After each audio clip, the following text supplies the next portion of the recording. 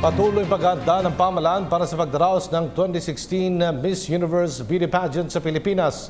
At ayon kay Tourism Secretary Juan Dateo, mahigpit ang kanilang koordinasyon sa security forces at iba pang ahensya para matiyak lamang ang kaayusan ng naturang prestiyosong beauty pageant. Rocky Ignacio sa detalye.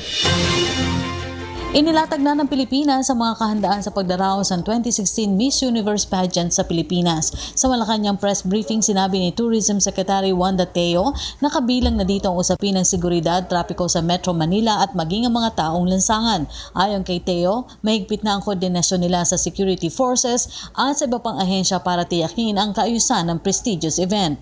We're not actually worried about that because the military will take care of that. We've been coordinating. We've been meeting with the National Security Council.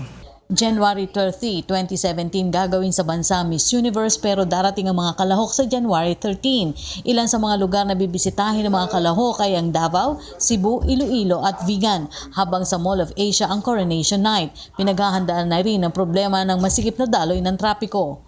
Di ba, we have transferred the auxiliary events in the provinces para medyo malesen ang traffic dito sa Philippines, sa Manila. That's why we have moved it to the provinces. The main events na lang will be in Manila and it will be at MOA Arena. And then the pre-pageants will be in the hotels, somewhere in that area also.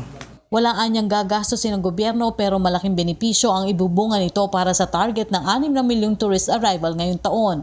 Si Steve Harvey pa rin ang magiging host pero aminadong hindi anya siya gusto ni Pangulong Rodrigo Duterte. Matatanda ang humingi ng paumanhin si Harvey nang nagkamali itong mabasa si Miss Colombia bilang Miss Universe sa halip na si Pia Wurtzbach. Hindi anya maaaring palitan si Harvey dahil may kontrata ito ng 5 taon kaya hinahanapan na si Harvey ng Pilipinang co-host. That is what I'm going to do para medyo hindi talagang magagalit ang presidente. Siguro maglalagay ako ng a girl that will from the Philippines that will co-host. Samantala, bukod sa Miss Universe, inaasikaso na rin ng Department of Tourism ang pagpapalit ng tourism slogan na posibleng ilunsad sa kalagitnaan ng taong 2017.